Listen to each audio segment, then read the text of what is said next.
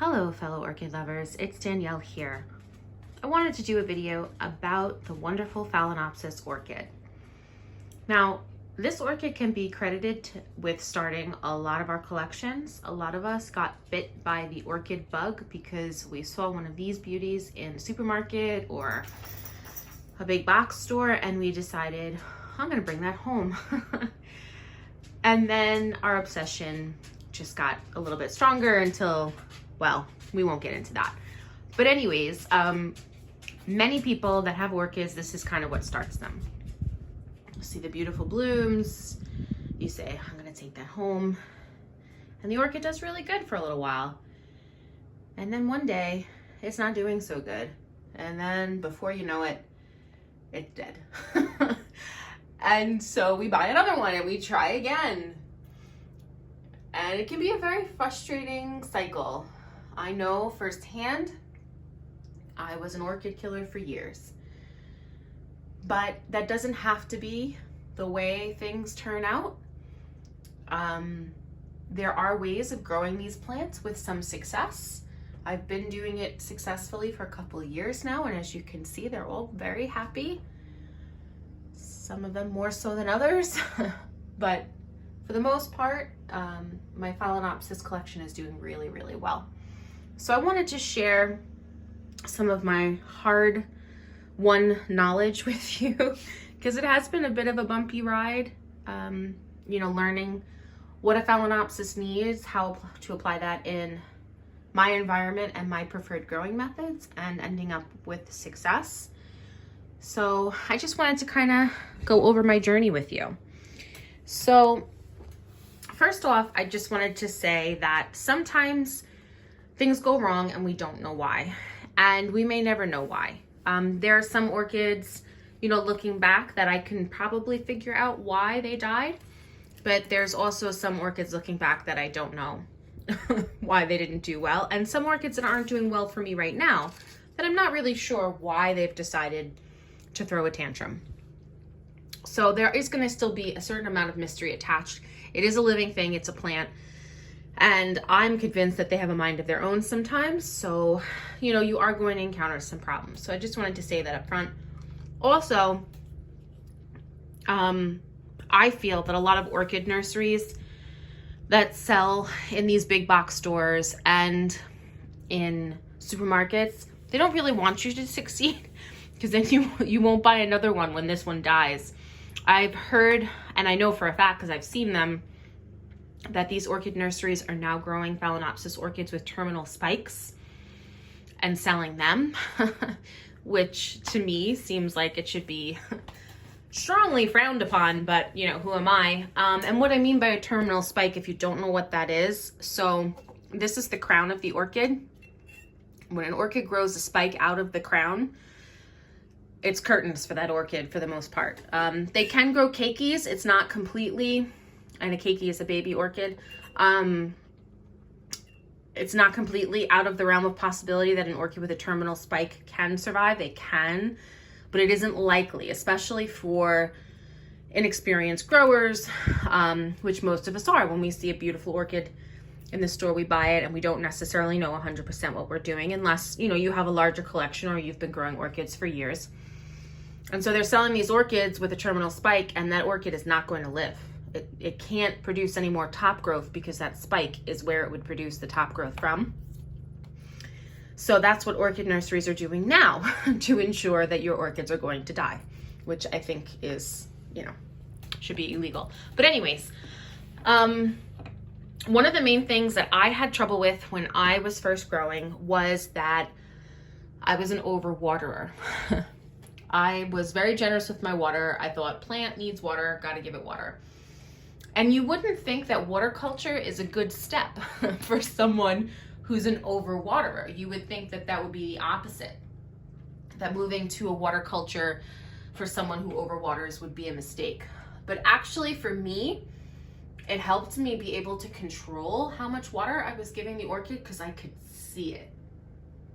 So with water culture, the roots are exposed. You can see how much water you're giving the orchid. In this case, none. This is her dry day. But you can see the level. You can see how much water those roots are exposed to. You can see how saturated the roots go. If you've never seen an orchid with completely saturated roots, there is a color that they turn that deep, dark green. You know that that root is saturated to the point where it can't take on any more water. And you can drain the water off because it has enough water. Whereas if they grow in media, you can't see that. So really, if you grow in media and that's the method that you're comfortable with, you should stay with that method. But err on the side of less water. Don't think that your orchid needs to be watered every Friday or every Tuesday or twice a week or whatever it may be, just because that's when you water the rest of your houseplants. Check with the orchid first. You're gonna know when an orchid needs water. I mean, a lot of my Phalaenopsis orchids are due for water. And you see how this leaf is kind of droopy? This is another good example. You see how this orchid, this leaf is nice and firm, but this one's a little bit droopy. That's the first sign that the orchid needs a little bit of water. If the leaves are completely firm, no droop, you know, they're like this one over here, nice and firm, no drooping, then she doesn't need water. Whatever roots are at the top of the media, if they're green, let me see if I have an orchid with green roots because it is watering day. If the roots are green, she doesn't need water. If they're slightly silvery and green, like this one, you see how it's silver and green? It doesn't need water. She's good. Now, really severe dehydration is going to be something like this. You don't want to get it to this point. She's another story, which I'm going to share with you. But an orchid's going to kind of show you when it needs water. Also, if you grow in media, the weight of the pot is going to change. So if the media is saturated, it's going to be heavier. If the media is drying off, it's going to get lighter. And if it's really light, then chances are there's not much moisture in your media. So, you know, familiarize yourself with how it feels when you've just watered it. This is the weight of how my pot feels when I've just watered it. And then how it feels when you're convinced that it's dry. Wow, that's quite a weight difference. And look for those signs and symbols and not so much, I water my plants on Friday every week. That's a sure way to kill your plant because there's a very good chance that it was overcast this week and so it was humid and so the water did not evaporate as quickly as perhaps you'd like them to or perhaps you thought it would. And your roots are still saturated and now you're pouring more water in. I would say that one of the number one ways that we kill orchids when we're first starting to grow is we overwater. And that was my case. I overwatered my orchids. So learn how your orchid uses water in your environment and adjust accordingly. Now, there are other things that happen with our plants that really isn't in our control. So like, for instance, when you get the plant home, you know, I personally think it's a good idea to repot a plant relatively soon after you get it because you don't know how long it's been in that media. So let's say you're going to repot to new media. You probably want to do it on the sooner side than later side. And the reason for that is you don't know what's in the pot. You don't know if the media is broken down. If the media is broken down, then it's a very acidic environment for the roots and it stays moist a lot longer than it should and it could be killing your roots. So it's a good idea after you get an orchid to put on your schedule to repot it. And again, if with my advice, I mean, I try to take the orchids out of their media pretty quickly. You know, within the first week or so of having the plant, I try to take them out of their media. First, because I'm curious to see how the roots are doing. And second, because I don't know how long it's been in that media. I don't know if the media is sour. I don't know if it's, you know, degrading. I don't know any of those things. And so the only way I'm going to find that out is by taking the plant out of its media. Now, a word of caution, if you're changing the media at all, like let's say the plant came in moss and you're changing it to bark, be careful because that orchid is used to a very damp environment. Moss provides constant moisture. Granted, it's It doesn't have to be a wringing wet moisture, but it is moisture, a constantly humid environment to the roots. And so those roots are used to constantly having humidity. And now you're going to take it from a constant humid, environment with a lot of humidity, and you're going to change it to bark where it has a lot less humidity, perhaps even some dry days. And it's not going to like that. The roots are going to have trouble crossing over from one type of media to another type of media. It's the same thing with water culture. I find that orchids that are in bark cross over a little bit easier because they're used to having dry days. They're not used to being completely humid at all times. The orchids that come to me in moss, they struggle a little bit with that whole transfer, especially Phalaenopsis. Some of your fine-rooted orchids, not so much. But the Phalaenopsis orchids, I find, really, really struggle going from moss to water culture because they get a lot less moisture. I know it sounds, it doesn't sound right, but they get a lot less moisture in water culture than they do growing in moss. So just keep that in mind, at least if you're growing in water culture the correct way. If you're chucking too much water at your orchids, that's not really applying water culture. Again, you're having a problem with overwatering. So my advice is, just take note of what the orchid was growing in, and then know that if you're going to transfer them to something completely different, you're probably going to have some roots die off. Maybe not all of them, maybe just some of them, but there is a very good chance that you're going to lose a good percentage of the root system, if not all of it. Now, that doesn't mean that you can't transfer it to your preferred growing method. I grow in water culture, period, the end. So if an orchid comes to me in moss, it still gets transferred to water culture. It just might be a bumpy ride for the orchid. Sometimes it's not, sometimes it is. It really depends on the orchid itself. So for instance, we have this one right here. I got her last summer, I think. This is my Golden Smile, and she dumped every single one of her roots. These new roots that you see, those are all roots that I grew.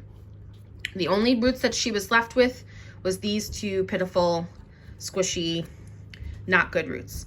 She was grown in moss. So I brought her into my environment and I decided to transfer her to water culture, and the lack of constant humidity, her roots did not care for it and they died. Now, that doesn't mean that there's anything wrong with water culture. Just like changing an orchid from growing in moss to changing it into bark is not, it's just your preferred method. That's fine, but you have to understand that sometimes the orchid is not going to like the change that much. So in this instance, that's exactly what happened. She didn't like the change and she dumped her roots. Now, as you can see, she has started to grow new roots, but it's been almost a year. It doesn't mean that's how long it's going to take. It's just how long this particular orchid took to grow more roots. And what I would do with her, which I've showed this to you before, because these old roots that she had, they do green up, but I don't think that they're necessarily that viable as far as giving the orchid nutrients, because her leaves were struggling. I mean, these were very limp, very dehydrated, and that's all she had were these two little roots right here.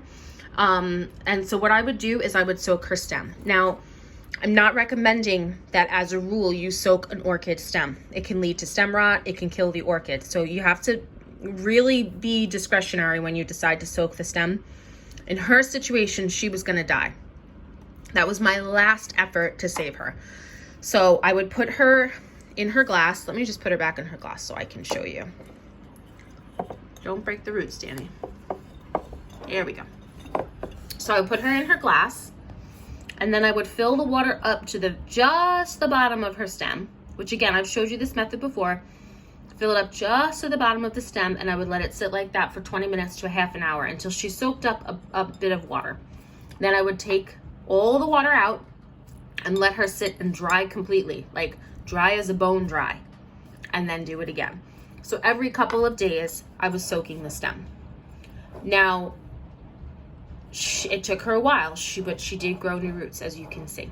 She's got a new root here, new root there, new root there. So she is starting to recover, but it did take some time. Now, the other orchid that I got the same time I got her was my Secret Smile. Whoa, that was blurry. she was a little bit different. She also was grown in moss, but her transition wasn't as traumatic. She didn't lose all of her roots right away. She lost them a lot slower than the Golden Smile.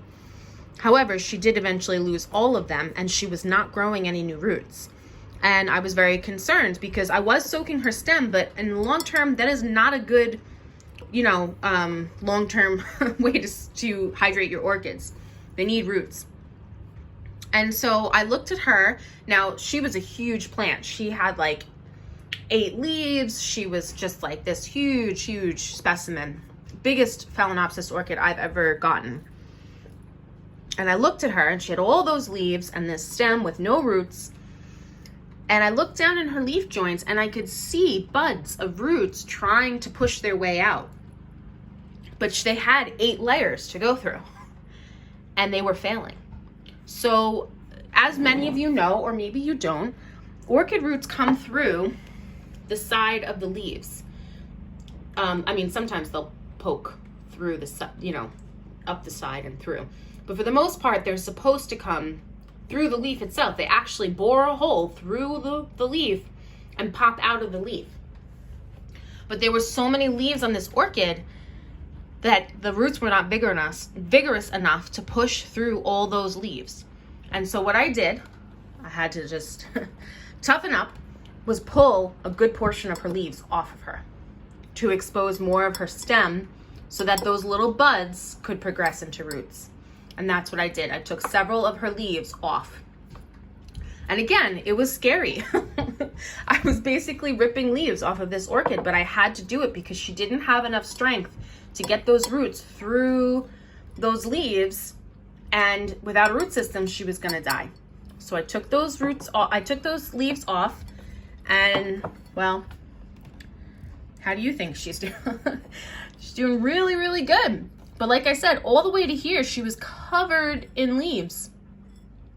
And they didn't have enough strength to get those root buds out through those leaves. So I took those leaves off, and sure enough, she grew roots. And now she has a really good root system.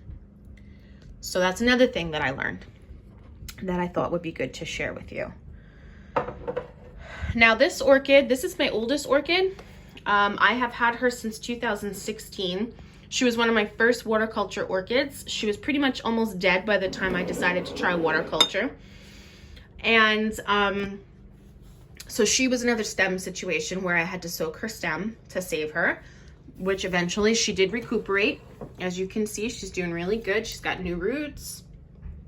I put this on the outside to cut down on the algae a little bit, because I have also found that algae is not a Phalaenopsis favorite companion in their vase. But as you can see, she put out a spike for me this year. Really nice extensive spike. A lot of the blooms have fallen, but she's got 3 left. So really pretty. But again, I've had her since 2016. She almost died. I used that stem soaking method, and I was able to save her, and now she's healthy and blooming and happy. And again, see how droopy, this one's just curved over, but see how droopy that is? That's I could use some water. Okay. Let me see what else. Okay, so I wanted to show you, sometimes you don't know what happens. This is a mini phal, and mini phals are a conversation all of their own. Anyone that grows mini phals, you'll find a lot of them are, I don't know how many of you are, like horses, but you have your horses and you have your ponies. Your horses, they give you some struggles, but ponies, there's just this personality that they have, that they are just spunky and lovable, but they also have that other side to them where they can be a little bit of trouble. And I find that mini Phalaenopsis are just like ponies. They are lovely and enchanting, and they have the most darling little blooms, and they're compact. So if you have a small space, like, they're the perfect Phalaenopsis to get. But they have that other side to their personality where every once in a while they just kind of throw a little buck in there to see if you're paying attention. So this Phalaenopsis I have had for several years now. I have had her since 2017. She's always been healthy and happy, lots and lots of leaves and roots and blooming. This is her spike that I cut off, which I don't normally do, but I mean, you can see she is struggling. So about I don't know, I'd say about a month ago, I noticed, this is after she put out her spike, and the spike had been out for quite a while, that she wasn't doing that well. She lost a leaf, and then she lost another one, and then she started to do this. Now, this is not good. This is a severely dehydrated orchid, severely. And I still don't really know why she did it. I have a few suspicions. Number one is I find that mini phals are a little more hungry than regular Phalaenopsis, and what I mean by that is that they can tolerate a much higher and sometimes require a little bit higher of a feed level. So back in my old house, I was giving her Vanda feed, and I kind of stopped doing that here. I don't think that that accounts 100% for this reaction, but it could be a contributing factor to her loss of vigor. Another contributing factor is algae, and I just touched on that just a couple minutes ago, but I have found in this new environment, I have well water, which is not chlorinated, and I have a lot more light. And the combination of the two is like a playground for algae. And I gotta tell you, my orchids don't love it, especially the Phalaenopsis, especially the species Phalaenopsis, are not fans at all. And as you can see, her roots are in a bad state, which explains her dehydration. Oh, I gotta do it with the other hand because I'm gonna get my fingers in the picture, and that's not what I want. So as you can see, her roots are really badly desiccated. These were coated with algae, and I literally would have to scrub these every week, and they still started to die. So I have found that if you're gonna grow in water culture, or you're even gonna grow in a pot, if you're growing a clear pot, algae will eventually kill your roots. Now, some people are gonna tell you that's not true, but I gotta tell you firsthand, they coat the roots, and then the root can't breathe, and then it dies. Roots need oxygen. And that's one of the reasons why when you do water culture, you don't cover the roots. You just give the bottom of it water, because the roots need oxygen. And if you cover the roots in water, they're going to suffocate. It's the same thing with the algae. If you allow algae to get out of control on your roots, it will suffocate the roots. And I think that is a huge contributing factor to this orchid. So I'm trying to rehabilitate her. I don't think I'm gonna lose her. I'm sure I'm probably gonna be able to pull her through, but she's now in a rescue state, and her roots are not really viable. I don't believe that they're actually hydrating the plant. So yeah. So she's going to be a rescue for a little while. I'll take you on that journey. I'll give you regular updates. But this plant does not scare me. This used to scare me. I used to be like, oh, I'm gonna lose this plant, but I'm not really afraid of it anymore. I'm surprised because she was so healthy for so long, but I think the combination of less nutrients lowered her vigor, and then on top of that, when she started to lose her roots to the algae, she didn't have enough energy to push out new roots, and this is the result. So I recently cut off her spike, which is something I don't typically do, but I don't want her concentrating on maintaining this spike when she's in a position like that. And I just wanted to show you this orchid because this, until very recently, looked exactly like that. This is Charlie. My niece Charlie bought me this, and so it's very important to me. It's one of those orchids that has sentimental value. And about a year ago, she did that. And I didn't know why. I still don't know why, technically, but she did. And so she was rootless for a while. And again, I did the whole stem soaking routine, being very careful to make sure it dries out in between. Again, it's at your last resort. If you have any roots at all, it's important to keep them, because soaking the stem is not really a great option. But she was gonna die, so that's what I did, and look at her now. She has some beautiful new roots, and her top growth, the ones that had wrinkled, are still not beautiful, but they are now firm, and she's putting out new growth and new roots. So she did turn a page. So I mean, they are so resilient. It's amazing what you can put them through. And I know when you first start growing, it seems like they're easy to kill, but really they're not that easy to, they're very easy to save. There are a lot of methods that you can use to save them. I wanted to show you these two because someone asked me a question not too long ago and I couldn't answer it because it had never happened to me, but these two orchids are gonna kind of show that. So this is my Phalaenopsis lindeni. Lindley eye, I'm sorry. Or is it Linden eye? I misplaced the tag, so I don't remember exactly what it is, but it's one of those. And as you can see, she has one big leaf and two tiny leaves. So this orchid started to go downhill. Her root system she came with was terrible, absolutely terrible. And I know someone else bought this same plant from the same supplier and said that their orchid also had terrible roots. So I guess it's just a thing. But again, she was grown in moss. Don't care for moss.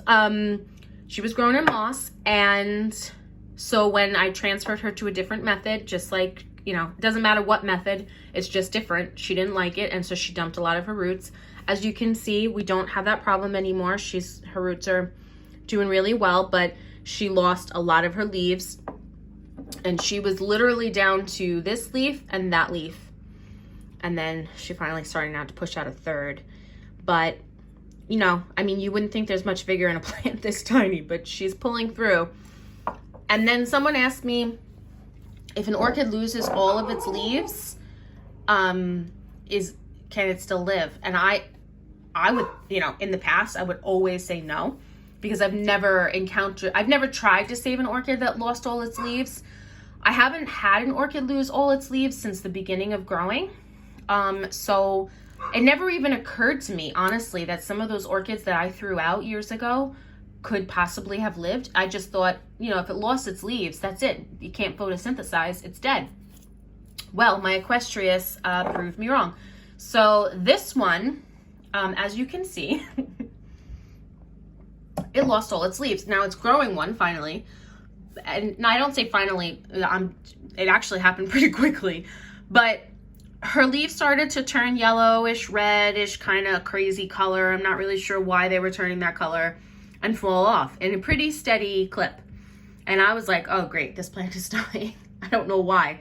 Now, I wasn't too heartbroken because although the blooms are pretty, I don't care for the scent of the Equestrius. I actually think it smells like rotting vegetation and I don't like it. The blooms are gorgeous. They're really cute. But if it died, I wasn't too upset. So anyways, the last leaf fell off and I was like, all right, it's dead. And then I remembered the question that person asked me a couple of months ago or a year ago, something like that, if an orchid can live if it loses all its leaves. And I said, you know what? It doesn't hurt me to just keep this in the vase and chuck water at it every once in a while. I felt the roots. The roots were pretty firm and seemed like they were alive. So I said, let me try it. So I just kept watering it. And look at that. It pushed out a leaf. So yes, if an orchid still has viable roots, even if it loses all its leaves and it has sentimental value to you and you want to save it, you can. It will actually grow a new leaf. Now, if the crown is rotten, that's a different story. If it lost all of its leaves because the crown is rotten, then more than likely, no, it's not going to grow a new leaf. But if its leaves fell off and you're not sure why or whatever the case may be, and the roots still seem viable and the crown doesn't feel, you know, like you feel the stem and it doesn't feel rotten or soft, then there's a good chance that if you keep watering it, it's going to put out a leaf and it's going to continue to grow. So I just figured I'd throw that in there because this actually is new for me. I've never tried this before and it actually works. And then the other thing is my Violacea cross that I updated you guys on a couple of videos ago that I thought it was dying. Well, it may still be dying, but it's paused and it's dying. So as you remember, or maybe you don't, it dropped a leaf back here, turned yellow and dropped, and I didn't panic because that's what orchids do.